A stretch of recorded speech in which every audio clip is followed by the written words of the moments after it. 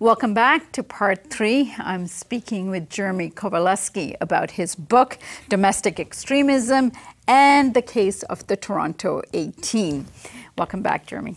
Thank you very much. So, Jeremy, in segment 2, we discussed how the media coverage of the Tornoto 18 allows the state to behave in a way that would have been unacceptable 25 years ago in terms of its foreign policy. Give us some specific details in terms of how foreign policy has changed when it comes to Canada. Sure. Just through, again, the events of 9/11 and the case of the Tornoto 18, and certainly the corporate media coverage, which reinforced this notion that this atmosphere of fear of not only enemies from without, that there are these Islamic individuals that seek to attack us from without because they despise democracy, despise freedom, right, despise our way of life. And as well as then internally, you have this enemy from within that purportedly carries the same values and seeks to then do harm to the Canadian state, thereby justifying different foreign policies, right? Which is the war in Afghanistan and the continued fighting that has gone on there, as well as then domestic policies, right, which direct forms of state violence towards communities considered suspect, right, from within. And we see this more broadly within the context of the United States, and we see it within Britain, France, and others, where you have the justification for the need to engage in military forms of adventurism to eradicate this purported threat. Okay? And then its relationality is how then that same type of need to eradicate the threat from without, we need to eradicate that threat from within, thereby dramatically increasing certain domestic counterterrorism policies and practices, increased surveillance, right? The undermining of different charter rights and freedoms, right? Bill C-51, for example. Bill C-51. For many of your viewership, that was recently passed in Canada. It was probably the most pernicious piece of legislation and draconian piece of legislation that was passed within Canada that not only granted increased information sharing powers within the state apparatuses of Canada, but also then changed the Canadian Security Intelligence Service from a rather passive intelligence gathering entity into a kinetic entity. So they were able to now actively disrupt, in its most vague and ambiguous terminology, right, various groups, right, or terrorist conspiracies, as it were. And then the other being is this glorification clause that was introduced, is that people can now be found criminally liable for supporting, right, or accessing material that purports to support domestic extremism. And so what we've seen within this overall war on terror, both externally and internally, okay, because one always has to understand these things relationally, is that we've seen not only the expenditure of tremendous amounts of taxpayers' dollars on engaging in activities, counterterrorism activities, that seek to ultimately eradicate the threat of terror, which is a gross distortion from what actually exists. But as well as then, you have the justification for the resurrection of these massive national security edifices within Canada, within the United States, and others, that seek to justify, right, the need to surveil, right, not only the individual communities, but society more broadly, right, because of this threat that is largely spectral. It exists everywhere and nowhere, and therefore we need to be eternally vigilant, or otherwise, if we're not, that you're going to see this eruption of violence from these various communities. And at the end of the day, what the taxpayer has received is a society that is less secure, less safe, less democratic, and ultimately much poorer. Just in the United States itself, for instance, you have, in the war of terror, you have roughly $5 trillion that has been spent purportedly to not only eradicate the threat of terror externally, but then manage that threat internally. The greatest irony that I see, and this is not only true of the United States, but is true within Canada and Britain and other jurisdictions that are engaged actively in this war of terror, is that the state is attempting to manage domestically the very threat that it in itself is creating by engaging in these types of policies, or state policies and practices, which is ultimately state violence visited not only on individuals, right, in foreign jurisdictions, but as well as then on individuals internally through mass surveillance, racist policies and practices. And so what's important, I think, for people to understand is that the state itself, through its own violence, is actually producing the very insecurities, right, and threats that is purportedly seeking to neutralize.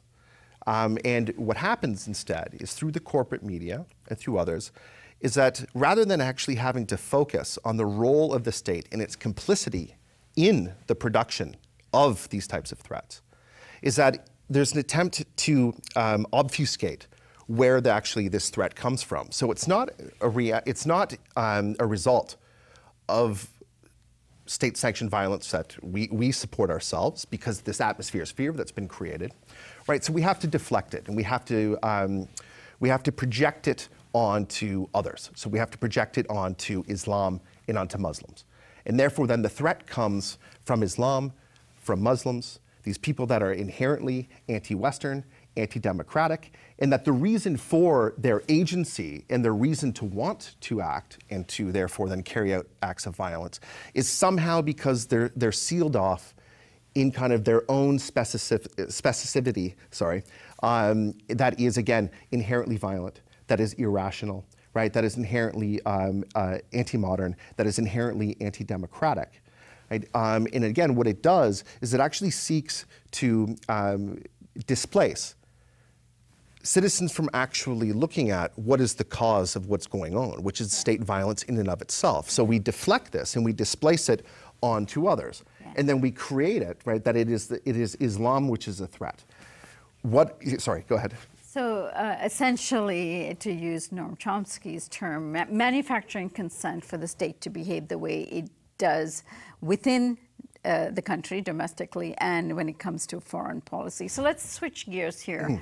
One very important thing you just said was that it prevents the citizens from resisting, because there's this ultimate fear that if we resist, then we'll be doomed by these attacks because the state won't be able to get at it and protect us. And you're saying we are not safer. So then after spending billions of dollars, having all these policies, we are still not any safer. So give us the turning point here. How do we become more conscious of what's going on? And how do we respond to this? So what are the solutions? Well, I think the first thing is trying to provide more conceptual clarity as to exactly what is going on. And I think the first step to that is extricating from religion, from the case of domestic extremism, okay, or particular incarnations of domestic extremism. So if we want to call it this Islamist variant, or Islamic, or as I state in the book, Islamitic, okay. Number one is that this reduction or essentialization that this is a religious or cultural type of moment or is motivated by religion and culture is nothing but an Orientalist construction vis-a-vis Edward Said and others who have talked about how Islam is represented within the Western imagination and historically how it's come to be. You have to remember is that there is a long discourse and a long history of how Islam and Muslims are represented within the Western imagination. And this precedes 9/11. This far precedes 9/11. Although contrary to what many people may say, or the general belief, is that the recognition of Islam and Muslims somehow emerged post 9/11, and that we didn't really pay attention to Islam or Muslims beforehand, right?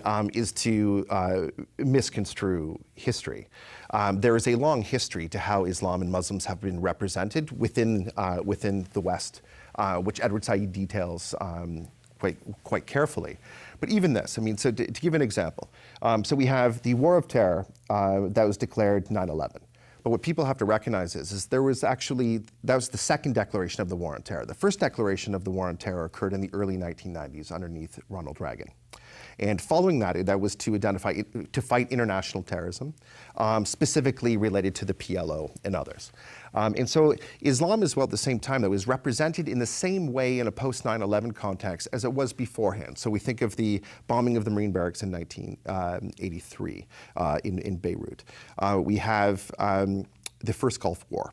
We have the first bombing of the World Trade Center in 1993. And we have also the bombing of the USS Cole in 2000. Throughout kind of the 1990s and 1980s, the same types of tropes are used to represent Islam.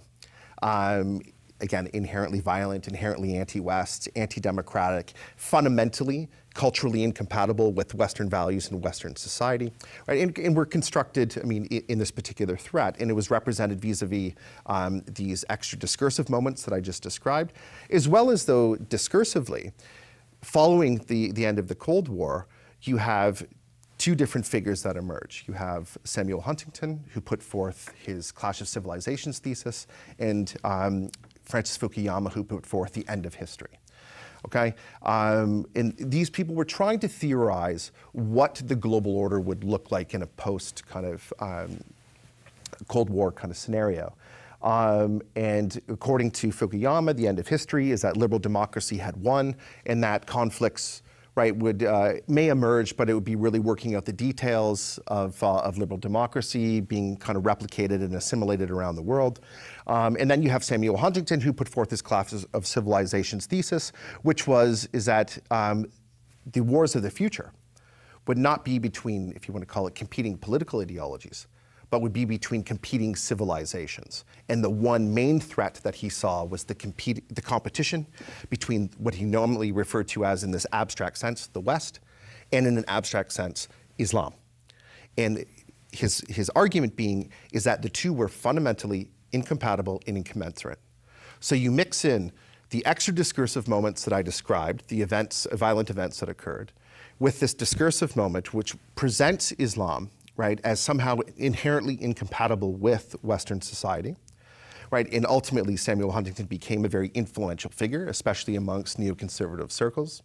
You combine those two things together in a post 9/11 context, right?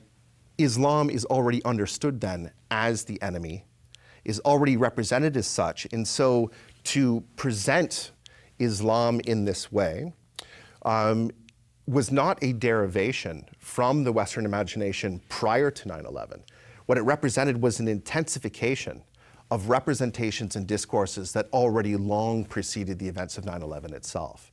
And so to present Islam in this way, it was drawing upon a long history, right, both discursively and otherwise, where Islam was always constructed as the enemy. And so you just further intensified and reactivated these particular types of tropes. So in response to Clash of Civilizations, the former president of Iran, Khatami, wrote a book called Dialogue of Civilization. And given that this week President Trump is on his way to Saudi Arabia, who many people will remember, it was the site of generating a number of people that were involved in the 9/11 attacks. And this is President Trump's first international foreign visit as president, and he's going to Saudi Arabia, and he's trying to frame it as if it's something that is normal within the practice of diplomacy, but to go and meet with people he criticized in his campaign as being responsible for 9/11 and the birthplace of the kind of terrorism that we are facing in the world today. What is the significance of such trip, and that this trip is also going to be an effort to isolate Iran at a time when Iran can play a very important role in terms of the dialogue between the civilizations that you had just described. Give us a sense of your thoughts about this political moment that we are facing today just outside in the backyard of Washington, D.C. here in Baltimore. I think, what's important, to understand is that when you were saying is this importance of civilizational dialogue. I think, yes, I mean, there's an importance to look at areas of convergence rather than divergence.